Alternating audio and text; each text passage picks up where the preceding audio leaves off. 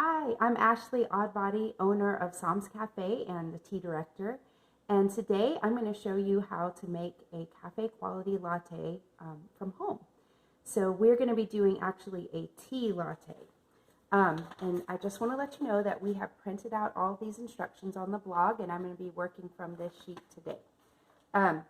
So first of all, I just want to say that one of the fun things for me about having our own cafe was being able to use some of those specialty coffee drinks and transfer it to a tea base. And there's actually so many delicious tea products that you can make as lattes or even as a teachino, but we'll do that on another video sometime else. So today we're going to be making a salted caramel tea latte. That was one of our staff's favorites. I have two different bases. My first base is this creme brulee pu'er tea, and the pu'er is actually a fermented black tea, and it's kind of like if you're trying to get into tea from coffee, this is a great choice because it's a super rich black tea, and it has kind of that coffee tea flavor mix.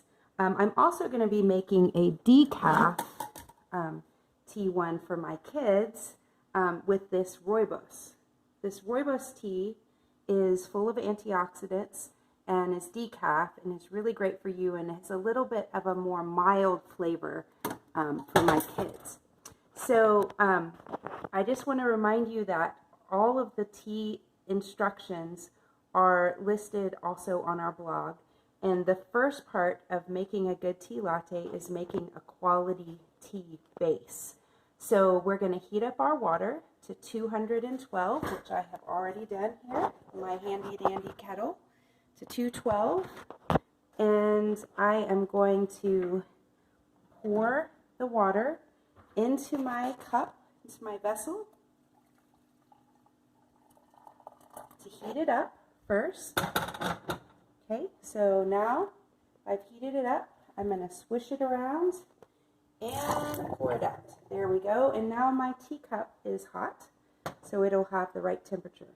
Now, one of the important things about doing a tea latte is that you want to have it concentrated. So I'm going to use double the amount of tea that I usually use in a regular teacup. So instead of doing just 1 teaspoon per 8 ounces, I'm going to do 2 teaspoons per 8 ounces for a latte. That is because a latte is made up of steamed milk, and I find that you need a little bit of a stronger flavor of the tea to cut through the milk. Otherwise, the latte will taste weak. So I'm going to actually do 2 teaspoons per 8 ounces of milk. So I've got my teaspoon number 1. Where's my tea infuser? Whoops. I don't know. Okay, tea infuser. There we go. Now I'm going to do 4 teaspoons for this giant mug. Most American mugs are bigger than just 8 ounces. So because this has about 2 cups in it, I'm going to do 4 teaspoons. So that was 1, 2, 3, 4. Okay, 4 teaspoons. And now the other thing that we want to do to make a concentrate is we're going to do 1/3 water and 2/3 steamed milk. So I'm not going to fill up my mug with the water. I'm only going to fill it up about 1/3 full, and then steep the tea in that limited amount of water. So here we are. Okay, let me just show you. It's hard to see, but it's only about 1/3 full. Okay, so now I'm going to steep my tea, and I'm going to cover it with my saucer so that it steeps properly, which again, you can see those tea tricks about proper steeping techniques on our blog as well. So the next part that we're going to do is we're going to steam our milk while we're waiting for that to steep. We want to steep that for the same amount of time as you steep a regular cup of tea, and that steeping guide again is on our how to make tea. So the first thing, there's several ways that you can make steamed milk. Our barista Lisa is going to have a video about how to make a latte on an espresso. I'm going to show you 2 ways to make it from home without having an espresso, a steamer per se, or an espresso machine. So number 1 way that is to do it on the stove top. What you want to do is have a little saucepan and steam your milk at medium heat until it reaches 140 degrees. And I used my thermometer to just test it. The other way, if you don't have a thermometer, is to heat it up to where it's warm, but not too hot to touch, and definitely not to boiling. So once you have heated up your milk, then you can use either a whisk, you could use a French press that's clean, you could use a blender, or I'm going to use this hand blender to froth my milk for just 30 seconds. Okay, you ready? It's going to be loud. Here we go. Ah, there we go. 1, 2, just kidding. There's nothing like a good tea latte, especially on a cold day.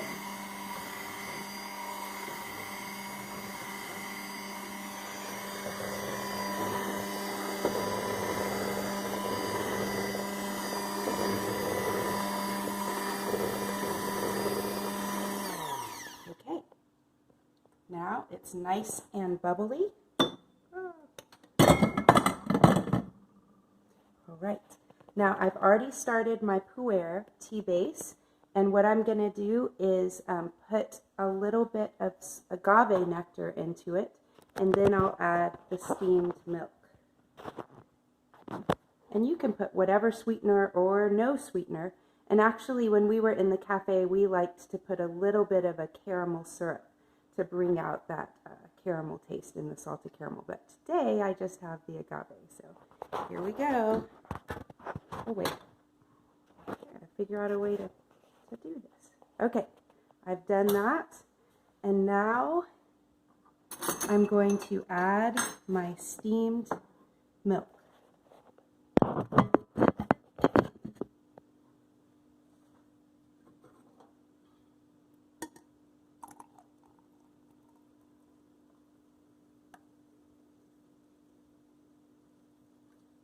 Ooh, look, y'all. This is nice and foamy. Do you see that? See that nice foaminess? Now, the last step is going to be to put whatever kinds of thing that you like on top. So, for this salted caramel, I'm going to put a little bit of caramel sauce. By drizzling it over the top. And then I'm going to put a little bit of sea salt. Just for that nice saltiness. And voila! We have a salted caramel tea latte. It is delicious. Let me taste it. Oh, y'all, this is so good. You've got to try it out. If you try this out and let me know how it goes and post a video, I will send you a sample of the pu'er tea or any of the other tea lattes that I suggest on our website. On that blog post. I'll send you a free sample if you post a video and what do you call it? And say @Sam's Cafe. Okay?